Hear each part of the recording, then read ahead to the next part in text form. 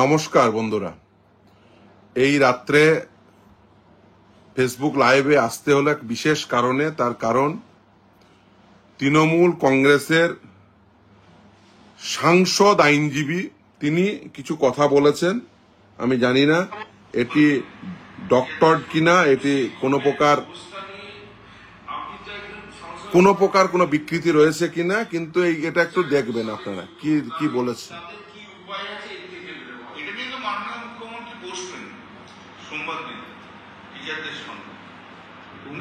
নিঃসন্দেহে একটা গাইডলাইন ঠিক করবে। তবে সুপ্রিম কোর্টের আইন, সুপ্রিম কোর্ট যে আদেশ দিচ্ছে সেই আদেশ অনুযায়ী সবকিছু করতে হবে এবং প্রবলেমটা রিজলভ করা যাবে বলে আমি মনে করি। কিন্তু আমার প্রশ্নটা অন্য জায়গায়। আমার কথা হচ্ছে, আমি ডিসঅনেস্ট, আমার চাকরি গেল। তো বিকাশবাবু তো অনেস্ট, বিকাশবাবু চাকরি করবে না।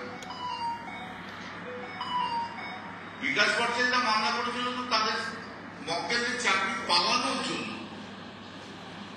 তাই তো? তাদের ওপর অন্যায় হতে তারা চাকরি পায়নি, সেই জন্য তো চাকরিটা মামলা করেছিল। তা পেল না, টিচারদের চাকরি খেয়ে নিল, কিন্তু বিকাশ ভট্টাচার্য তাদের একটা মক্কেলের চাকরি করে দিতে পারল। আমি জানতে চাই যে টিচাররা এতদিন ধরে বঞ্চিত টিচার বলে এসেছিল, সেই টিচারদের আজকে তারা খুশি তো? ওদেরও চাকরি হয়নি আর অন্য লোকেদের চাকরি কেটে চাকরি নষ্ট হয়ে গেছে। এবং সুপ্রিম কোর্টের অর্ডার অনুযায়ী যে পরীক্ষাটা হবে তাতে যারা অ্যাপয়েন্টমেন্ট পেয়েছিল তারাই শুধু পরীক্ষাটা বসতে পারবে, বিকাশবাবুর মক্কেলরাও বসতে পারবে। উনি পেলেন, উনি কি he is enjoying satisfaction pleasure? লোকের দুঃখে অনেকে খুশি হয়, উনি কি তাই সে আজকে খুব আনন্দিত? নিজের লোকের জন্য কিচ্ছু করতে পারলো না, শূন্য শূন্য হাতে পেয়ে গেল। একজন শিক্ষকের অবস্থা নিয়ে আপনারা নিশ্চিত শুনেছেন বা শুনলেন যারা শুনেননি। এই সাংসদ আইনজীবী বলেছেন যে বিকাশ ভট্টাচার্যের মক্কেলরা যে নিয়োগ প্রক্রিয়া হবে সেখানে বসতে পারবেন। বিকাশ ভট্টাচার্যের মক্কেল কারা ছিলেন উনি বলেছেন বঞ্চিত টিচার। প্রথম কথা, বিকাশ রঞ্জন ভট্টাচার্য বা আমরা ফিরদৌস শামীমরা এমন কারোর হয়ে অ্যাপিয়ার করিনি যারা বঞ্চিত টিচার। আমরা অ্যাপিয়ার করেছি বঞ্চিত চাকরি প্রার্থী। তারা কারা? শেতাবুদ্দিন, নাসরিন, লক্ষ্মী টুঙ্গা, একাধিক, কয়েকশো। উনি বলেছেন যে বঞ্চিত এই যে বিকাশ ভট্টাচার্যের মক্কেলরা অ্যাপিয়ার করতে পারবেন না। এবার বুঝতে পারছি যে কেন এই প্যানেলটি বাতিল হলো। আমি জিজ্ঞাসা করতে চাই এই সাংসদ আইনজীবীর কাছে যে আপনি কার হয়ে অ্যাপিয়ার করেছিলেন, কোন প্রার্থীদের হয়ে? এসএসসি এই প্যানেল বাতিল হওয়ার মূল কারণ কি আজ এক্সপোজড হবে। এসএসসি এফিডেভিট দিয়েছিল। এফিডেভিট দিয়েছিল কবে?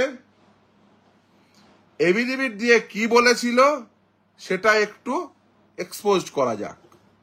এসএসসি এফিডেভিট দিয়েছিল অচিন্ত কুমার মন্ডল ভার্সেস লক্ষ্মী টুঙ্গার মামলায়। সেই এফিডেভিট কত সালে দিয়েছিল? 2023 সালে। আমি আপনাদের সুবিধার জন্য সেই এফিডেভিটের অংশ আমি পড়ে শোনাচ্ছি। দেখতে পাচ্ছেন এই affidavit, Achinta Kumar Mondal versus Lakshmi Tunga and others. এই এফিডেভিট কবে দিয়েছে? 16 মার্চ 2023। দেখতে পাচ্ছেন কি বলেছিল এই এফিডেভিটের 7 নাম্বার প্যারাগ্রাফটা আমি একটু পড়ে দিচ্ছি। It is stated that the chairman of the commission in his executive capacity, after expiry of 1 year in absence of rules, issued executive instruction vide letter dated such and such 22/7/2019 directing that the answer script, OMRs and the other papers related to the to be disposed and destroyed as the period of preservation of the same had already expired. The same was to be destroyed after scanning in digital form and creating mirror image. অর্থাৎ এই mirror image এবং digital ফর্মে রেখেই সেগুলো destroy করা হয়েছিল বলে SSC বলেছিল 2023-এ। এই অচিন্ত কুমার মন্ডল ভার্সেস লক্ষ্মী টুঙ্গার মামলাটি ফাইনালি এই বলে শেষ হয় যে কলকাতা হাইকোর্টে এই ম্যাটারটি পাঠিয়ে দেওয়া হলো। তারপরেই মহামান্য বিচারপতি দেবাংশু বসাকের আদালতে এই প্রসিডিংসটি হয়, যার মাধ্যমে আলটিমেট যেটা প্রসেসটা ক্যান্সেল হয়। অচিন্ত কুমার মন্ডলের সময় বলে এলো ভার্সেস লক্ষ্মী টুঙ্গার ম্যাটারে এসএসসি যে মিরর ইমেজ রাখা আছে। আমরা জানতাম এই গল্প এবং বুঝতে পেরেছিলাম যে যারা অ্যাপিয়ার করছে গল্পটা কোন দিকে নিয়ে যাবে। যেভাবে গল্পটা রচিত হচ্ছিল যে আসলে সব উদ্দেশ্য ছিল যারা টেন্টেড ক্যান্ডিডেট তাদেরকে বাঁচানো। অনেকেই আজকে বলছেন টেন্টেড ক্যান্ডিডেটের হয়ে কারা কারা অ্যাপিয়ার করেছিলেন একবার, so called tainted quote and quote, একটু দেখে নেবেন প্রসিডিংস। এই জাস্টিস অনারেবল জাস্টিস দেবাংশু বসাকের আদালতের সামনে এরপরেই কিন্তু এন্ট্রি, ময়দানে এন্ট্রি। যেই ময়দানে এন্ট্রি হলো এসএসসি তখন শেতাবুদ্দিন, নাসরিন সব আরটিআই করে ওএমআর চাইলো। ওএমআর যেই চাইলো ওরা বললো সেই ওএমআর এরও কিন্তু ওএমআর চাওয়ার যে আরটিআই অ্যাপ্লিকেশন, সেই আরটিআই অ্যাপ্লিকেশনের জবাব কি দিল? জবাব দিল তারা ওএমআর শিট সহ তাদের সার্ভার কপি বলে, এবং পরবর্তীতে কিন্তু তারা আর সেটা স্বীকার করলো না। এই সমস্ত কিছু আমি যা যা বলছি যে সমস্ত কিছু কিন্তু এই রেকর্ডের সাপ্লাই অফ আরটিআই রিপ্লাই, আমি একটু সেগুলো দেখিয়ে দিই তাহলে কিন্তু পরিষ্কার হয়ে যাবে। নাসরিন খাতুনের একটু যে আরটিআই রিপ্লাই পেয়েছে সেটা ডেট তারিখ একটু বলে দিই, 12-10-2023 SSC supply of information under Right to Information Act 2005 with reference to appeal petition dated nil received on such and such date in respect of first SLST 80 2016 for classes 9-10 under RTI Act 2005 as per data stored in commission database. I am to supply the following information as sought by you. The copy of answer key and OMR sheet within brackets serial number such and such in respect of your subject is enclosed herewith. Sign করছে কে? Assistant secretary SPIO, West Bengal central school service commission. এই দেখুন এই OMR sheet কাকে দিল? Nasrin Khatun. Similarly এই OMR sheet দেওয়া হয়েছে কাকে? এই ওএমআর শিট দেওয়া হয়েছে সিমিলারলি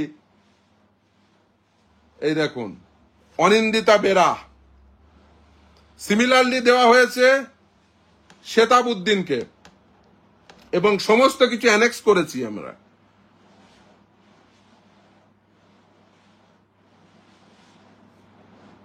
এই অ্যানেক্স করে শুধু এখানেই থেমে থাকিনি।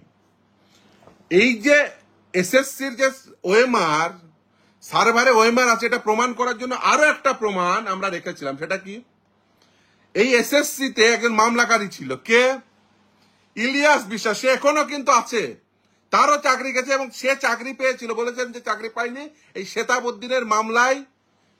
অনারেবল জাস্টিস অভিজিৎ গঙ্গোপাধ্যায় তিনি যখন ছিলেন বিচারপতি হিসাবে, তিনি এই শেতাবুদ্দিনের মামলায় কাউন্সিলিং কন্ডাক্ট করতে হয়ে সেখানে চাকরি পেয়েছিল। এই ইলিয়াস বিশ্বাস তারা মামলা করেছিল রং কোশ্চেনের। সেই সময় যে ওএমআর সাপ্লাই করেছিল, পরবর্তীতে যে ওএমআর এই এসএসসি তার সার্ভারে আপলোড করে, দুটো যে এক, সেটাই শেতাবুদ্দিনের মামলায় আমরা এফিডেভিট করে আদালতের কাছে জমা দিয়েছিলাম। অর্থাৎ এই যে ওএমআর শিটগুলো বৈধ এটা প্রমাণ করার জন্য নাসরিনকে দিয়ে আরটিআই করিয়েছি, শেতাবুদ্দিনকে দিয়ে আরটিআই করিয়েছি, ইলিয়াসের 2018 আরটিআই ওই এসএসসির এফিডেভিট প্লাস সার্ভারে যে ওরা আদালতের নির্দেশের ফলে ওএমআর শিট আপলোড করেছিল সেগুলো সব দেখিয়েছি। কি প্রমাণ করতে চেয়েছি? প্রমাণ করতে চেয়েছি, দেখো এই যে ওএমআর শিটগুলো দেখছো, এই ওএমআর শিটগুলো জেনুইন ওএমআর শিট। ওরা কি করেছে? ওরা উল্টে যারা এইসব বলছেন, আজকে বলছেন বিকাশ রঞ্জন ভট্টাচার্য এদের ক্লায়েন্টরা, আমাদের ক্লায়েন্টরা পরীক্ষায় বসতে পারবে না। আমি পরে ওই অংশ পরে আসছি। বুঝেছি যে ডুবেছে কেন। পরের ওই সিলেকশনে বসাবেন না, আবার দেখবেন বুঝতে পারা যাচ্ছে আজ আসলে নিউ সিলেকশন কিভাবে করাতে চাইছেন। আসলে ওরা চাইছেনই না নতুন সিলেকশন করাতে। এই যদি তৃণমূলের সাংসদের বক্তব্য হয় এই জাজমেন্টের পরিপ্রেক্ষিতে যে না বিকাশ রঞ্জন ভট্টাচার্যদের মক্কেল নাসরিন খাতুন শেতাবুদ্দিনরা পরীক্ষায় বসতে পারবে না, মানে বুঝতে পারছেন খুব স্বাভাবিক তারা আমাদের কাছে আসবে। নিশ্চিতভাবেই তিনি তো সাংসদ আইনজীবী, নিশ্চিতভাবে এই বুদ্ধি তিনি তার দিদিকে দেবেন। আর এই বুদ্ধি নেই নিশ্চিতভাবে তার দিদি অর্থাৎ দলনেত্রী নোটিফিকেশন দেবেন। বলি না যে একটা নোটিফিকেশন ঠিক করে লেখার ক্ষমতা নেই, বলি বারবার বলি, আবারও বলছি, এই নোটিফিকেশন যদি আসে হাইকোর্টের চ্যালেঞ্জ হবে, উড়ে যাবে উড়ে যাবে উড়ে যাবে। ফিরদৌস শামীম বলছে উড়ে যাবে, উড়িয়ে দেবো সেকেন্ডে উড়িয়ে দেবো। নোটিশ দিয়ে দেখা বলবেন যে শেতাবুদ্দিনরা নাসরিন খাতুনরা পরীক্ষায় বসতে পারবে না নিউ রিক্রুটমেন্ট প্রসেসে, উড়িয়ে দেবো, জাস্ট 1 সেকেন্ডে উড়িয়ে দেবো। নোটিশ ফেলিয়ে দেখুন যে নিউ রিক্রুটমেন্টে সোমবারে নোটিশ দিন, জাস্ট উড়িয়ে দেবো নোটিশ। সবাই বসবে, যে শুনে রাখুন ফিরদৌস শামীম বলছে সবাই বসবে, নাসরিনও বসবে, শেতাবও বসবে, শুধুমাত্র 25,735 জন ওরাই বসবে। তাহলে তো রিক্রুটমেন্ট প্রসেসই রাখতে পারতো, তাহলে সবারই তো চাকরি রাখতে পারতো। এই বুদ্ধি বাবা, নমস্কার। 25,700, তাহলে উড়ানোর কি দরকার ছিল? নতুন রিক্রুটমেন্ট প্রসেস নেওয়ার কি দরকার ছিল? ওই 25,735 এদেরই চাকরি ঠিক আছে, এদের চাকরি বাতিল, ওদেরই চাকরি থাকলো। বলেছেন যে ওরা ছাড়া যারা অ্যাপয়েন্টমেন্ট পেয়েছে তারা ছাড়া কেউ বসতে পারবে না। বলে বাবা রে, নমস্কার দাদা। এই বুদ্ধি নিয়ে আপনি দিদি, এই বুদ্ধিতে দিদি যদি রাজ্য চালায় দিদি, আবার কি হবে বুঝতে পারছেন। নোটিশে যা বলছিলাম, তো আসলে এই ওএমআর শিট গুলো ছিল 23-এ এসএসসি যে এভিডেভিট দিয়েছিল সেখানে বলেছিল ওএমআর শিট যে নেই, বলেনি। শেতাব, নাসরিন, অনিন্দিতা বেরা এদেরকে আরটিআই সাপ্লাই করেছে তখন বলেনি। এখন বলছে তারপরে যখন এন্ট্রি নিল রিট পিটিশন নট মেনটেনেবল। এতদিন পরে রিট পিটিশন হয় না, অনেক সব বোদ্ধারা সব বলেছিল। কি দাদা ভাই, রিট পিটিশন মেনটেনেবল হয় না? আর বিকাশ রঞ্জন ভট্টাচার্যরা মামলা করেছিল বলেই এটা এক্সপোজড হয়েছে। বিকাশ রঞ্জন ভট্টাচার্যরা আইনজীবী হিসাবে আর্গুমেন্ট করেছিল বলে এটা এক্সপোজড হয়েছে। যদি এক্সপোজ না হতো, মামলা যদি না হতো, এটা এক্সপোজড হতো না। এই আরটিআই না হলে এক্সপোজড হতো না। আসলে এইসব করার পরে যখন এন্ট্রি হয়েছে টেন্টেডদের হয়ে, তখন টেন্টেডদের বাঁচানোর জন্য প্রয়াস শুরু হয়েছে। কি প্রয়াস? সিবিআই তখন এটাকে ভেঙে একটু তখন বলতে শুরু করে দিল, আমাদের কাছে তো ওএমআর নেই, না হার্ড কপি রয়েছে না সফট কপি রয়েছে। 4টে এসএসসির এভিডেভিট, তারপরে সিবিআই এর 3টে রিপোর্ট, সুপ্রিম কোর্টের সামনে এসএসসি বোর্ড, সরকার অর্থাৎ স্টেট গভর্নমেন্ট, পশ্চিমবঙ্গ সরকার, সিবিআই এর রিটেন নোটস অফ আর্গুমেন্ট সব জমা পড়ল। এসএসসি যারা এইসব কথা লিখেছে এবং বলেছে, আরটিআই জবাব দিয়েছে, এভিডেভিটে বলেছে, তারা বলতে শুরু করলো ওর দায়ভার আমার না, ও জেনুইনও বলছি না, নন জেনুইনও বলছি না। তার আগে কিন্তু ওদের ছিল, তার আগে বলছিল সার্ভার কপি থেকেই তোমাদের ওএমআর সাপ্লাই করছি, ওএমআর সাপ্লাইও করেছে নাসরিনদের। দেখুন এই এই এই দেখুন ইলিয়াস বিশ্বাসের বলছিলাম, এই দেখুন ইলিয়াস বিশ্বাসের পূর্বতন, এই দেখুন ইলিয়াস বিশ্বাসের দুটো ওএমআর দেখুন, এই দেখুন পূর্বতন, এই দেখুন তারপরে দুটো একই সেম।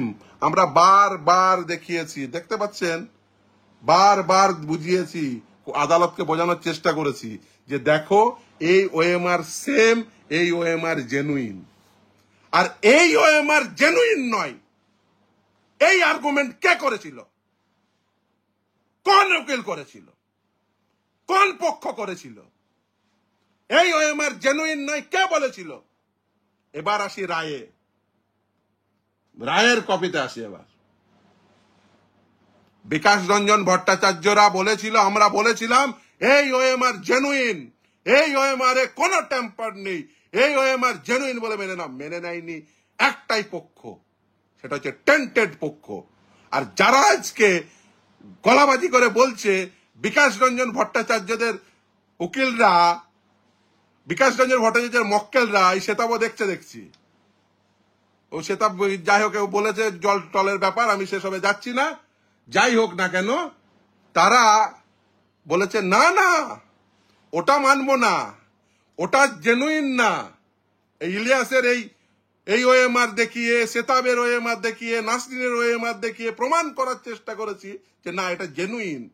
এসএসসি সার্ভারে, ওটা এসএসসি সার্ভারের এই ডাটা।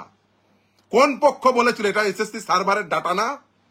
কোন পক্ষ বলেছিল? পঙ্কজ বনশাল, ওখান থেকে উদ্ধার হওয়া ডাটার কোনো মূল্য নেই? কোন পক্ষ বলেছিল? বিকাশ রঞ্জন বলেছিল, বিকাশ রঞ্জন ভট্টাচার্য বলেছিল, ফিরদৌস শামীম বলেছিল, কে বলেছিল? টেন্টেডদের বাঁচাতে গিয়ে আনটেন্টেডদের বলি চড়িয়েছেন। রায়ের 28 নম্বর প্যারাগ্রাফ চলে আসুন।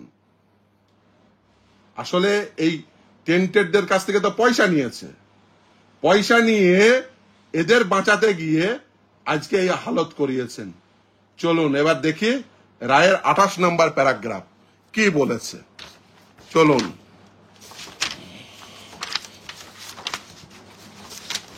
দিদি বলবে তুমি যে তোমার পক্ষ থেকে এই টেন্টেডদের হয়ে যে আর্গুমেন্ট সেটা সঠিক ছিল কি বেঠিক ছিল, তুমি সোমবারে বলো। 28 নম্বর প্যারাগ্রাফ রায়ের, we may have accept this argument if WBSSC had the original physical OMR sheet or the mirror copy of the OMR sheet.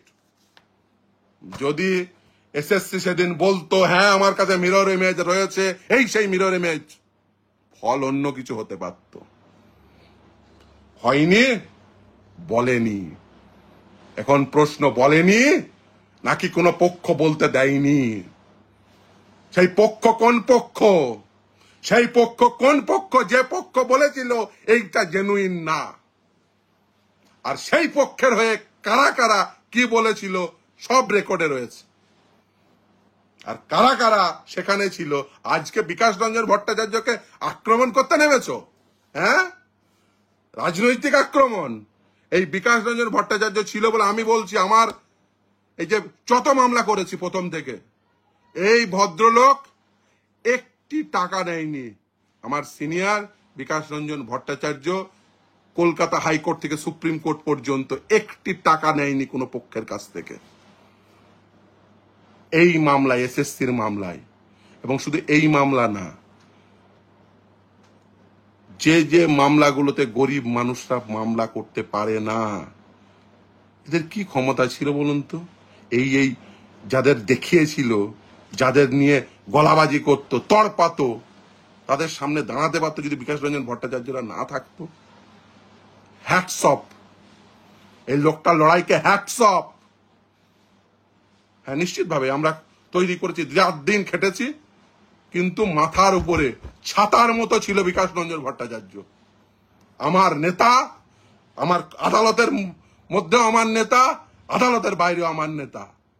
এই বিকাশ রঞ্জন ভট্টাচার্যদের উপর এত রাগ কেন, এত আমাদের উপর আক্রমণ কেন? একটাই কারণ, এদের সমস্ত মুখকে কি মুখোশ কি এক্সপোজ করেছি, আবারও এক্সপোজ করব।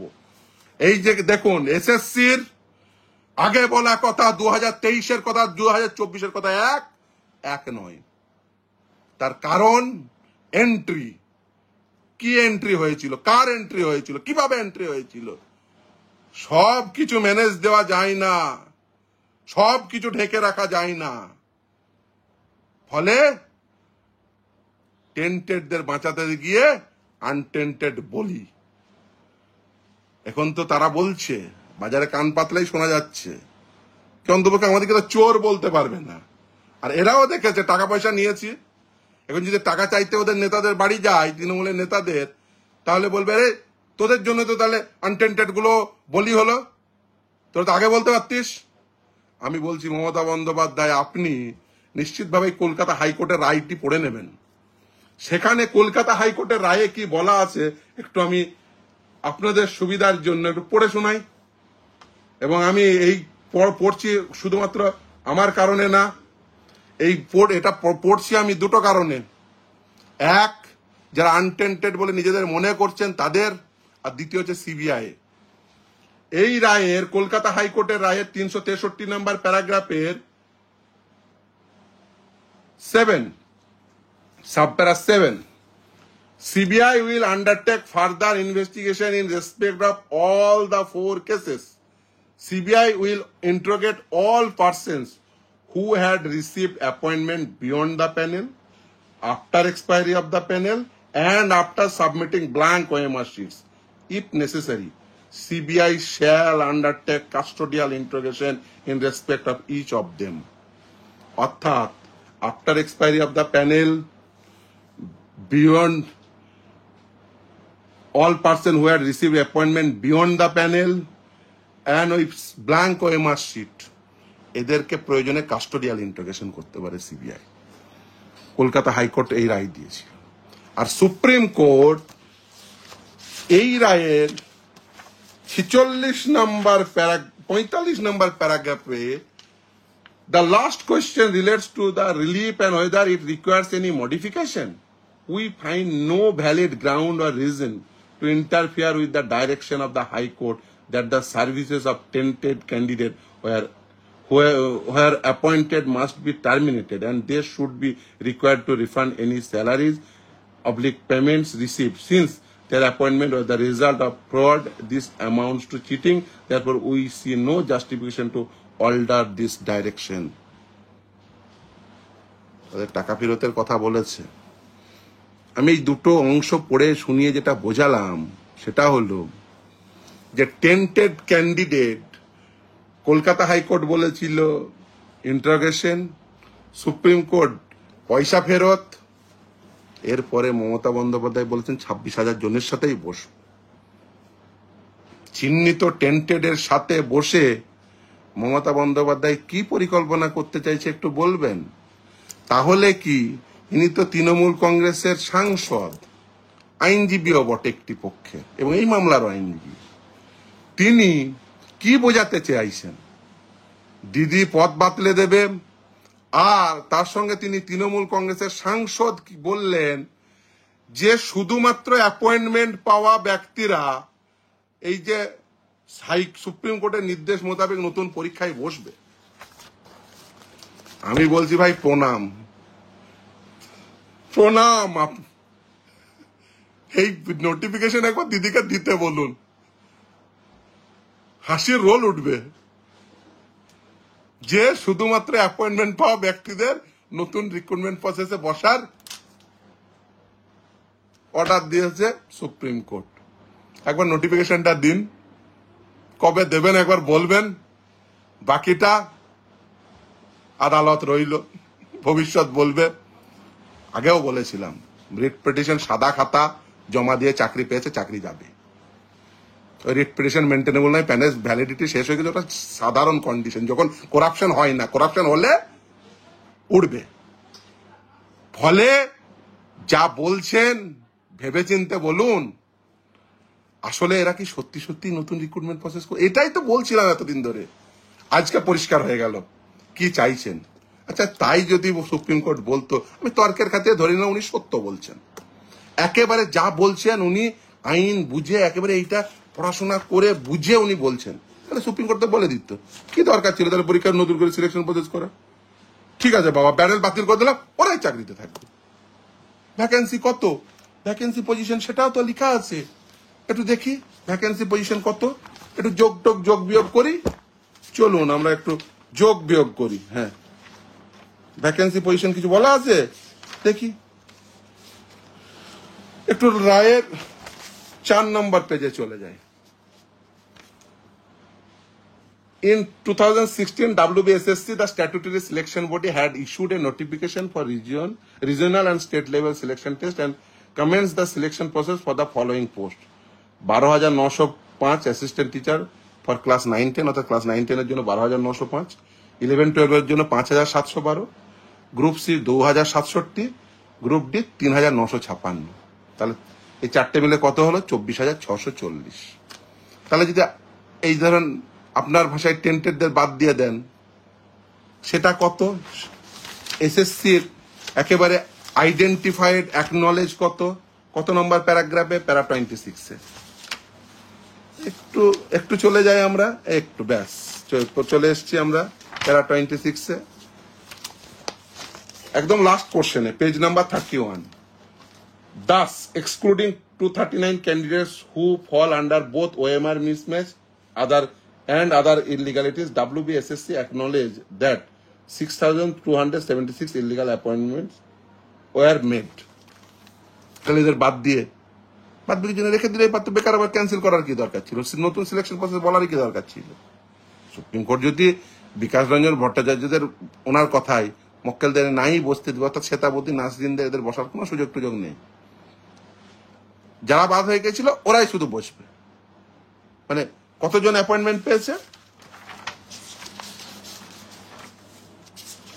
সেটাও বলা আছে, ফলে সেটা যোগ করে নিলেই আমাদের কেল্লা ফতে হয়ে যাবে।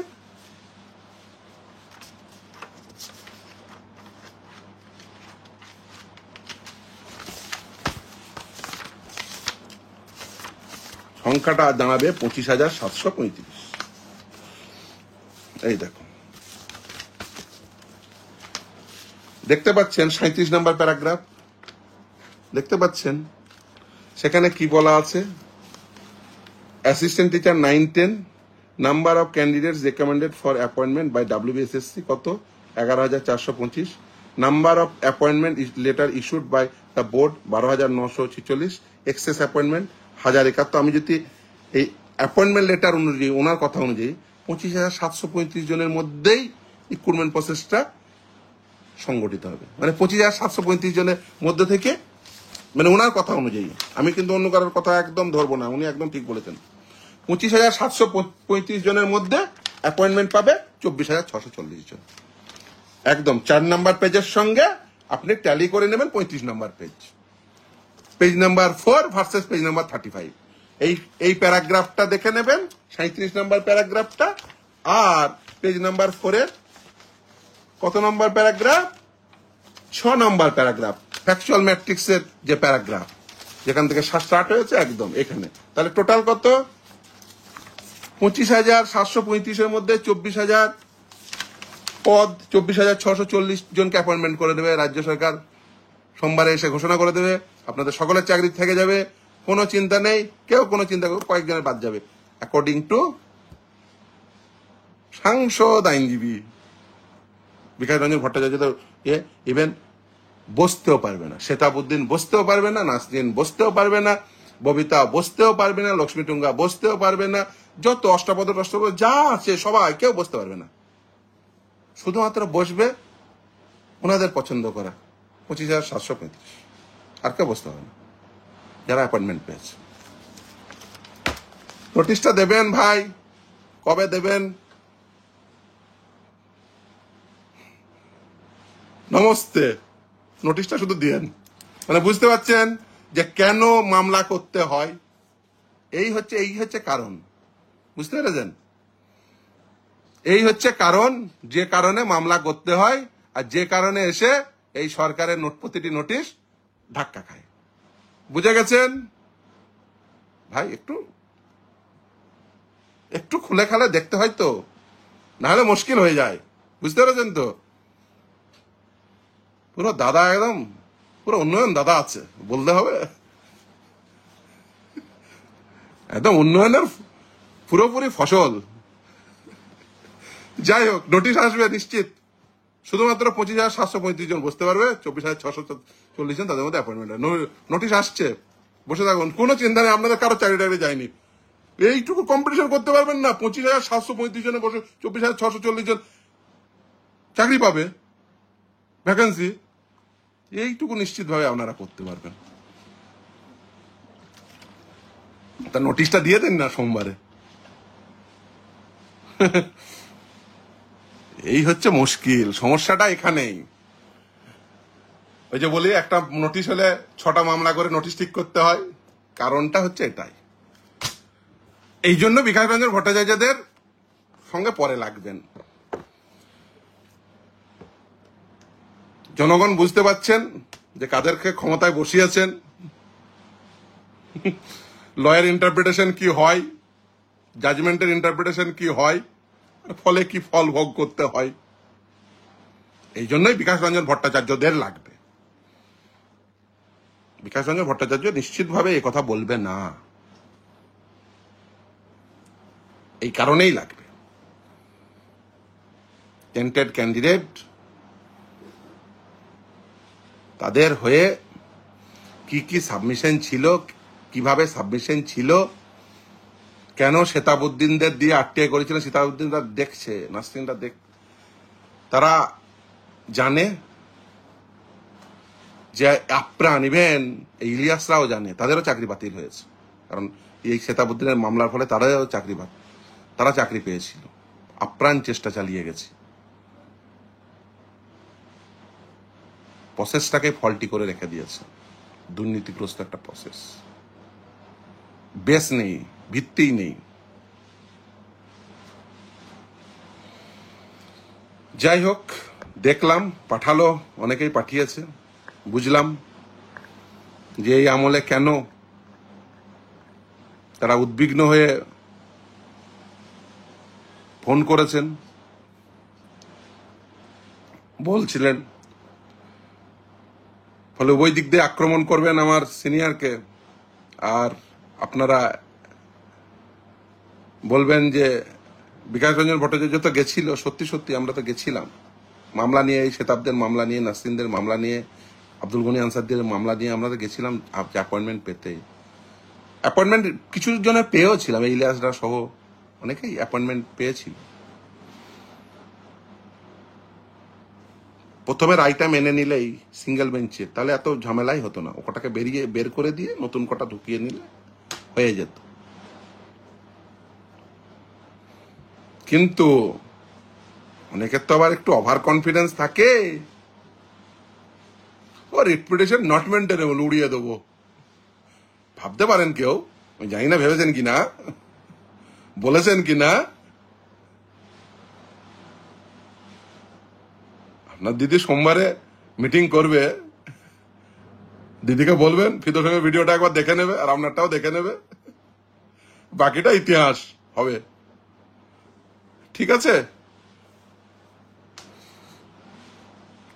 25,735 জনের মধ্যে থেকে 24,640 জনের অ্যাপয়েন্টমেন্ট হওয়ার নোটিফিকেশন আসতে চলেছে, অপেক্ষা করুন।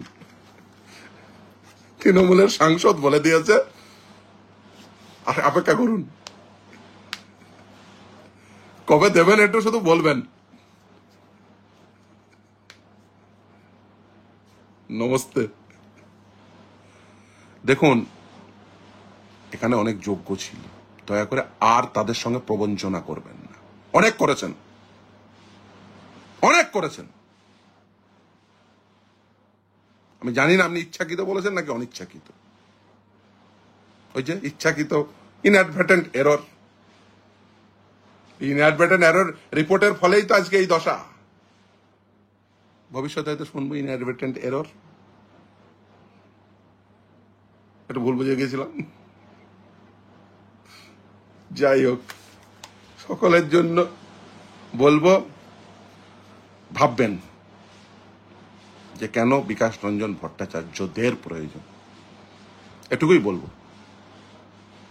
রায় পড়বেন, সমস্ত কিছু এবিডিবির রয়েছে, পড়বেন, দেখবেন কেন প্রয়োজন বুদ্ধদেব ভট্টাচার্য, জ্যোতি বসু, বিকাশ রঞ্জন ভট্টাচার্য,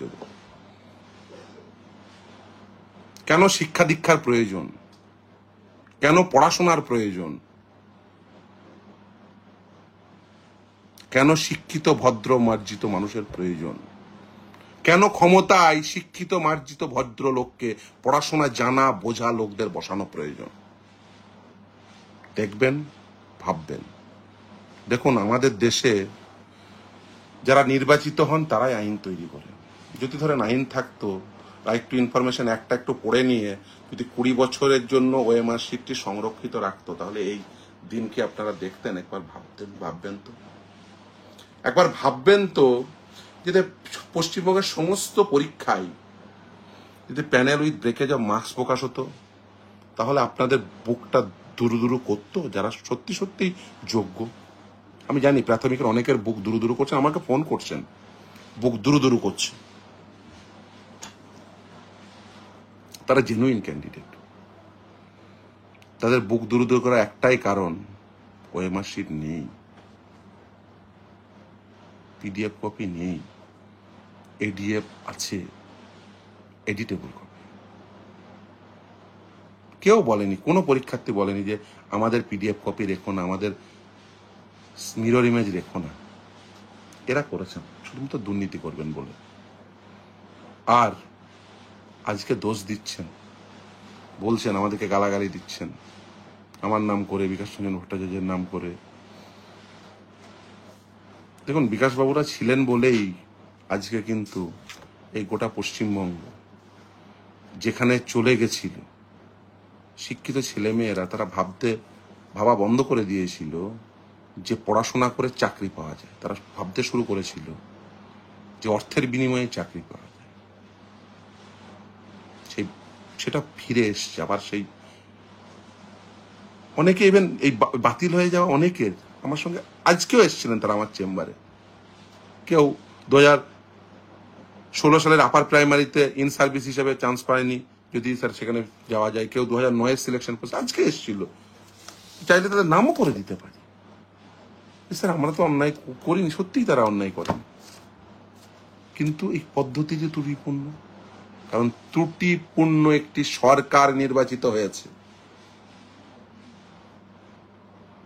আর এই ত্রুটিপূর্ণ সরকার নির্বাচিত হওয়ার জন্যই সমস্ত পদ্ধতিগুলোই ত্রুটিপূর্ণ হয়েছে।